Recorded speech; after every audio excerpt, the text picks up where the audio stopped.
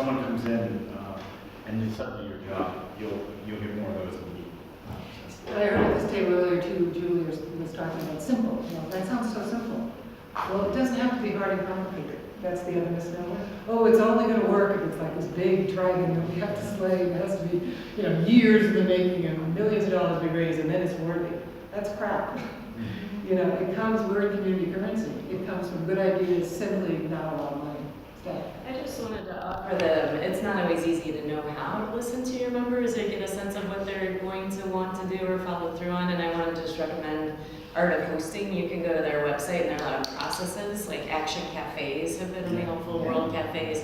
So you can have these things emerge and you can learn what people want to have happen and then learn what they're willing to do and have a sort of a record of it that you can share out. And that can be, because it's not always easy, you know, you'll hear little ideas, this and that, but you never know until you get a little deeper into it. It's a great idea, that idea of hosting and just getting people in the room. Like, this was one time back here, you'd be surprised what we could do. In fact, we're all in different timelines. We're getting diverse ideas, but get people in the room and watch what happens.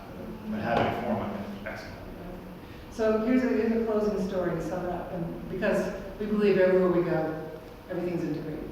You know, cues come up from wherever we are. We'll meet somebody on the plane and find out they're going to be at the conference, you know, and find out they're actually going to be the next place we're going to, the president lives in, go there.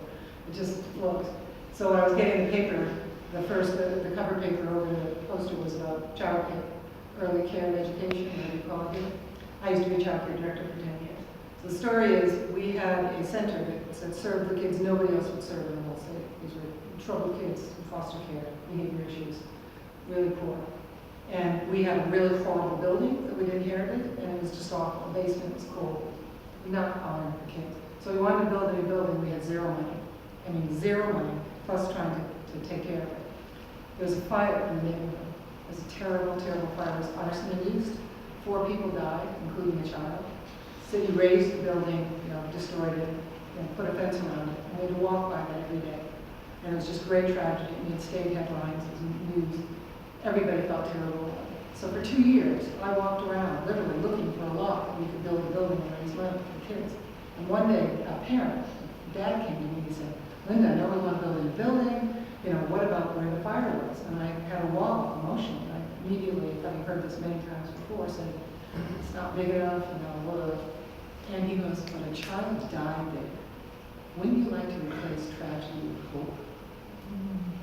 Oh my God, still, this is, you know, 23 years ago.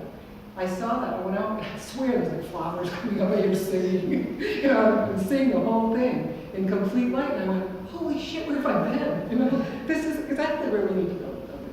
And from that, got invited to go to the city to make a presentation about could we get money to actually buy the land. The city gave us the land, and then we had to pay a little bit for the taxes back, and then the money started coming in. And 8 nonprofits, we were in the paper, people heard about it. It's going to be a child and family place where a child and families die.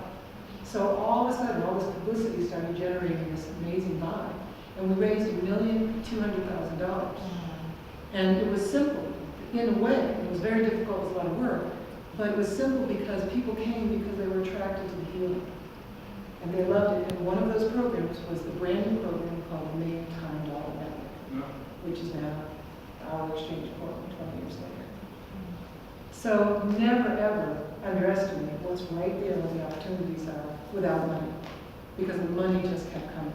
And in fact, at the very end of we built the whole building, 12,000 square feet, 3 stories, and the construction company that won the bid actually was a man who graduated from the neighborhood and made good and said, I want to give back. The architect lived down the hill, and so he put his price down because he wanted to do it. And we opened the building up at the end and said, we'd like to invite the community in to help us. So we saved all the highest part of the money that cost, which is the painting and the finish work. That's where they make the highest profit. The construction guy said, I'll let you do this, you know, so because you guys really invited the community. So we invited people to come, and hundreds of people came and painted the whole thing. It was furnished by the community. Banks donated. Banks love to get rid of furniture. It's ridiculous. They change it every 6 months. We got all new furniture, offices. Other places gave us chairs, tables, kitchen. Everything was donated. We saved hundreds of thousands of dollars to opening up and saying, we're in this together. So, go be in it together. Thank you. Thank you.